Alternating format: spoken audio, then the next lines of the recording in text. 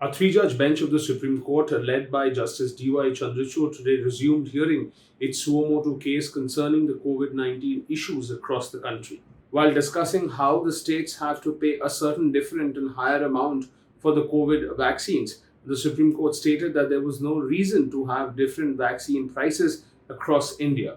Senior Advocate Meenakshi Arora, one of the amicus curiae in the case, submitted that there needs to be certain justifications by the central government as to why its national policy on COVID-19 vaccination was a departure from the earlier adopted policies on other pandemics like that of polio, etc. Justice Ravindra Bhatt observed that no policy is cast on stone. To this, Justice Chandrachud added that the national policy of COVID-19 will be tested on the touchstone of reasonableness. The Supreme Court has clarified that on the next date of the hearing, the Solicitor General of India, Tushar Mehta, has to place the national policy of COVID-19 before the court and not just an affidavit by the central government.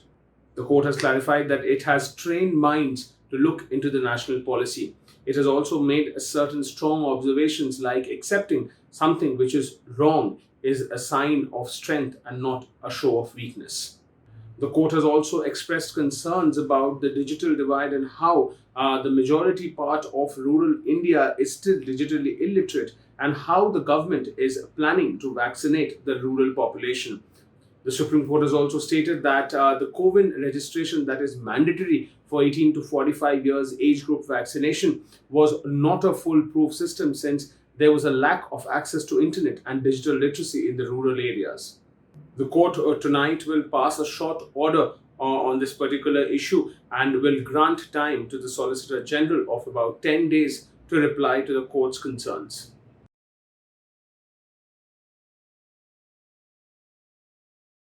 Two Andhra Pradesh-based news channels, TV5 and ABN Andhra Jyoti, had approached the Supreme Court seeking contempt of court action against the YS Jagan Mohan Reddy-led government of Andhra Pradesh.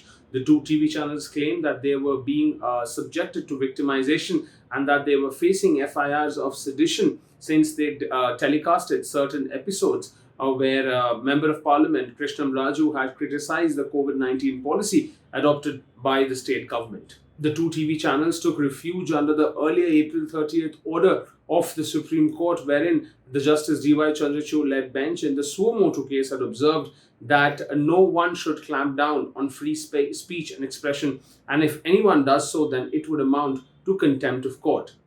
The court today ordered that the ambit and parameters of the provisions of Section 124A, 153A, and 505 of the IPC would require interpretation, particularly in the context of the right to electronic and print media and communication news, information, and the rights, even those that may be critical of the prevailing regime in any part of the nation. The court has stayed any coercive action against the two news channels and media personnels working therein. However, even though Senior Advocate Siddharth Luthra, appearing for ABN Andhra Jyoti, sought a stay on the investigation, the court did not grant the same. The court has issued notice to the state of Andhra Pradesh on the two contempt petitions.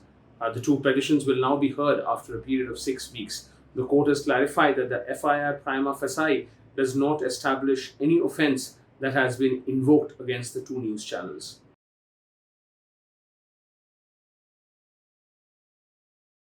In a related note, when the suo motu case was on before the three-judge bench led by Justice D.Y. Chandrachud, a certain discussion was on between the amicus curiae Solicitor General of India, Tushar Mehta, and the three judges about the state of disposing of the dead bodies of the COVID-19 victims and how dignity to the death can be assured.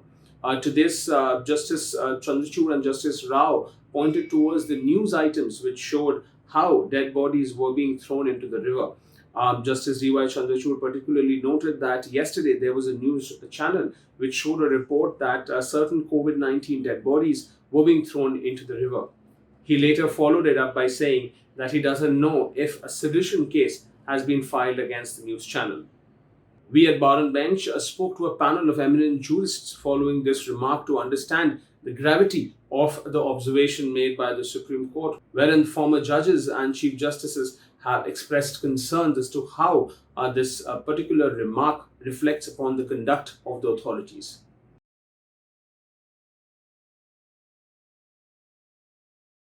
Justice L. Nageshwara Rao led bench of the Supreme Court today directed that the Search and Selection Committee constituted to fill the vacancies and the National Company Law Tribunal and the National Company Law Appellate Tribunal be done forthwith and at the earliest. Attorney General K.K. Venugopal informed the court that the process of reappointment has been initiated under the aegis of the Chief Justice of India, N.V. Ramana. The court said that it hopes and trusts that the process of a reappointment is completed within a period of 2 months. This particular petition was filed by the NCLT and NCLAT bar associations. Well, that's all from Supreme Court Today. Do stay tuned with Supreme Court Today tomorrow as well. And don't forget to like and share barandbench.com.